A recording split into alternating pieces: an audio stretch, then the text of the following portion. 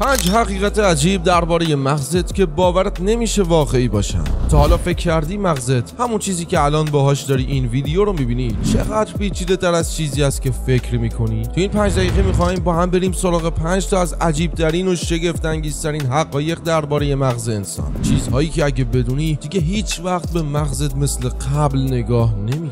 اما قبل از اینکه شروع کنیم بدونید که ما به شدت به دنبال حمایت شما عزیزان هستیم. پس با لایک و دنبال کردن ما به ما انرژی بدید. اگه آماده اید بریم سراغ اصل مطلب.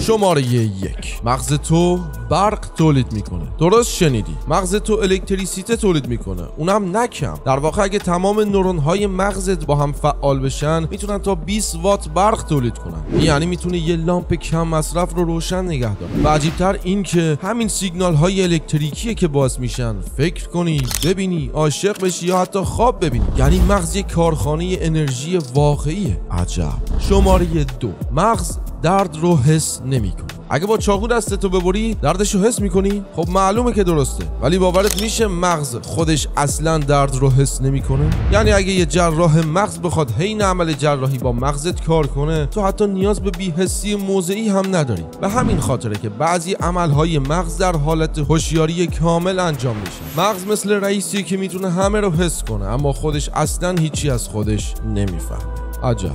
شماره 3. مغزت فقط 2% از وزنت رو داره ولی 20% انرژی بدن تو میخوره. اگه وزنت مثلا 70 کیلو باشه مغزت حدود 1.4 کیلوگرم. خیلی سبکه نه؟ اما همین تیکه کوچیک از بدن به تنهایی 20% کل انرژی روزانه تو مصرف میکنه. یعنی در حالتی که بقیه بدن داره یه گوشه استراحت میکنه مغز داره مثل یه دونده ماراتون 24 ساعته میدوه، حتی وقتی خوابی. جالبه. شماره 4. مغز تو میتونه خودش رو بازسازی کنه.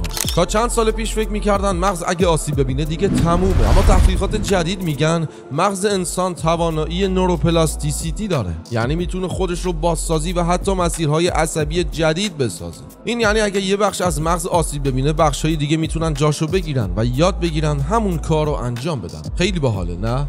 مغز یه جورایی خودش داره خودش رو هک میکنه. واقعا شگفت انگیزه. شماره 5.